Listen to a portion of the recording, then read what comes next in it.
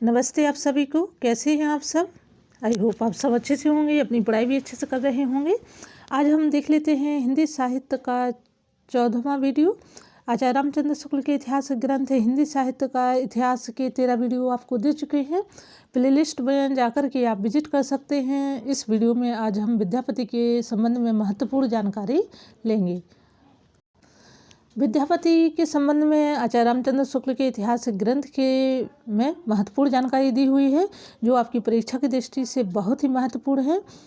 अपभ्रंश के अंतर्गत इनका उल्लेख हो चुका है, ऐसा आचार्य रामचंद्र शुक्ल ने कहा है। पर जिसकी रचना के कारण ये मैथिल कोकिल कहलाए, वह इनकी पदावली है।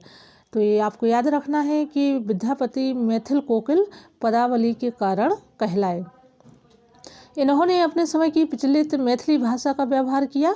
विद्यापति को बंग भाषा वाले अपनी ओर खींचते हैं।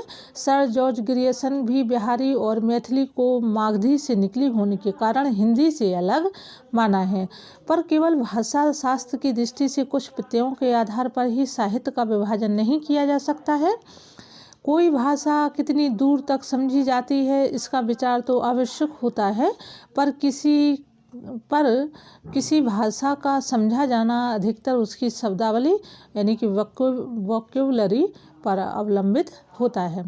यदि ऐसा होता है तो उर्दू और हिंदी का एक ही साहित्य माना जाता है। तो ये विद्यापति के बारे में आचार्य रामचंद्र शुक्ल ने अपने विचार व्यक्त किए हैं। आगे वह लिखते हैं, खड़ी बोली, बांगडू, ब्रिज, राजस्थानी, कन्नौजी, बैसवारी, अवधी इत्यादि में रूपों और प्रत्ययों में इतना भेद होते हुए भी सब हिंदी के अंतर्गत माने जाते हैं। इनके बोलने वाले एक दूसरे की बोली समझते हैं। बनारस, गाजीपुर, गोरखपुर, बलिया आदि जिलों में आयल, आइल, गयल, गईल, हमरा, तोहरा आदि बोले जाने पर भी वहाँ की भाषा हिंदी के सिवाय दूसरी नहीं कही जाती। कारण है शब्दावली की एकता। अतः जिस प्रकार हिंदी साहित्य बीसल देवरासों पर अपना अधिकार रखता है, उसी प्रकार विद्यापति की पदावली पर भी रखता है। विद्यापति के पद अधिकतर श्रृंगार के ही हैं, जिनमें नायिका और नायक राधा कृष्ण हैं। इन पदों की रचना जयदेव की गीति काव्य के अनुकरण पर ही की गई है। तो ये आपको याद रखना है कि विद्यापति की जो पदावलियाँ हैं उसमें नायक कौन है? राधा और कृष्ण हैं, और ये जो पद हैं जयदेव की गीति काव्य के अनुकरण पर ही रची गई हैं। इनका माधुर्य अद्भुत है। विद्यापति शैव थे, ये भी आपको याद रखना है कि विद्यापति कौन से धर्म से थे? तो शैव धर्म से थे। इन्होंने पदों की रचना श्रृंगार पर काव्य की दृष्टि से की है, भक्त के रूप में नहीं। विद्यापति को कृष्ण भक्तों की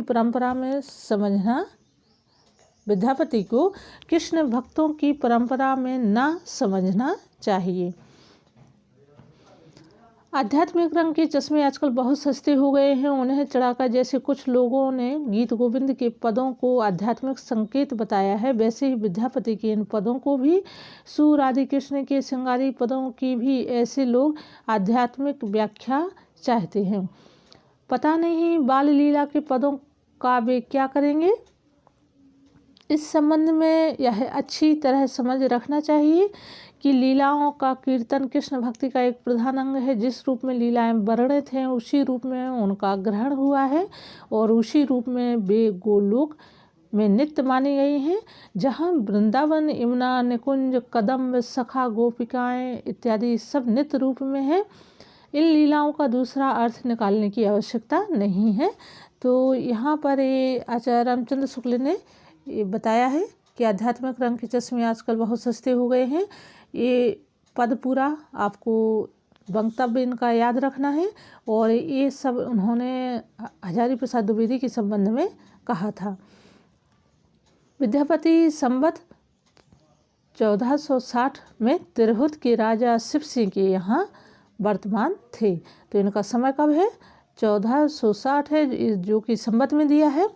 कहाँ? तिरहुत के राजा शिव सिंह के यहाँ वर्तमान थे। उनके 2 पद नीचे दिए हैं, और ये पद भी आपको याद रखना है।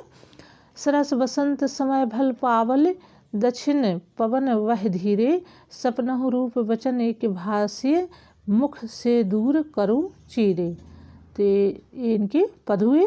इसके अलावा तोहर बदन सम चांद होअध नाही, के ओ जतन वह केला, के बेरी काटी बनावल नौके, तेओ तुलित नहीं भेला, लोचन तुआ कमल नहीं भेसक, से जग के नहीं जाने, से फिर जाए लुकेलन जल मह, पंकज निज अपमाने, भान विद्यापति सुनु वर जोवती, ईसम लक्ष्मी समाने, राजा शिव सिंह रूप नारायण, लखमा देई प्रति माने। तो यहाँ पर ये उल्लेख दिया है, काली कहल पिय सांधे रे जाइब माई मरुदेश, मोए अभागिली नहीं जानल रे, संग तई जई तब जोगन बेस, हृदय बड़ दारुण रे पिया बिनु बेहरी न जाए, एक सैन सखी सूतल रे, अछल बलभ निशि भोर, ना जानल कतखन तज गेल रे, बिछुरल चकवा जोर, सुनी से पिया साले रे, पिया बिनु घर मोई आज, बिनती करहूँ सुस हेलिन रे, मोहि देहि अगहर साज, विद्यापति कवि गावल रे, आवी मिलत पिया तोर, लखमा देई बर नागर रे, राय शिव सिंह नहीं भोर। तो अब आचार्य रामचंद्र शुक्ल जी क्या बता रहे हैं कि मोटे हिसाब से वीरगाथा काल महाराज हम्मीर के समय तक ही समझना चाहिए। उसके उपरांत मुसलमानों का साम्राज्य भारत में स्थिर हो गया और हिंदू राजाओं को ना तो आपस में लड़ने का उतना उत्साह रहा, ना मुसलमानों से। जनता की चित्तवृत्ति बदलने लगी और विचारधारा दूसरी ओर चली। मुसलमानों के ना जमने तक तो उन्हें हराकर अपने धर्म की रक्षा का वीर प्रयत्न होता रहा, पर मुसलमानों के जम जाने पर अपने धर्म और उसका व्यापक और हृदयगाह रूप के प्रचार की ओर ध्यान हुआ, जो सारी जनता को आकर्षित रखे और धर्म से विचलित न होने दे। इस प्रकार स्थिति के साथ ही साथ भावों तथा विचारों में भी परिवर्तन हो गया, पर इससे यह ना समझना चाहिए कि हम्मीर के पीछे किसी वीर काव्य की रचना ही नहीं हुई। समय समय पर इस प्रकार के अनेक काव्य लिखे गए। हिंदी साहित्य के इतिहास की एक विशेषता यह भी रही कि एक विशिष्ट काल में किसी रूप की जो काव्य सरता वेग से प्रवाहित हुई, यह यद्यपि आगे चलकर मंद गति से बहने लगी, पर 900 वर्षों के हिंदी साहित्य के इतिहास में हम उसे कभी सर्वथा सूखी हुई नहीं पाते हैं। तो यहाँ ये हुआ फुटकल रचनाओं के अंतर्गत विद्यापति के संबंध में महत्वपूर्ण जानकारी। और दोस्तों, आचार्य रामचंद्र शुक्ल के इतिहास का अध्ययन आप सभी को, हम सभी के लिए बहुत ही महत्वपूर्ण है। तो आप 2-4 बार वीडियो ही सुनेंगे, उतने में ही आपको जो बेसिक और सारगर्भित जानकारी है वो आपको मिल जाएगी। उम्मीद है वीडियो आपको अच्छा लगा होगा। वीडियो देखने के लिए बहुत बहुत धन्यवाद। हम फिर मिलते हैं नई जानकारी नई वीडियो के साथ। तब तक अपना ध्यान रखिए, पढ़ाई अच्छे से करिए। धन्यवाद।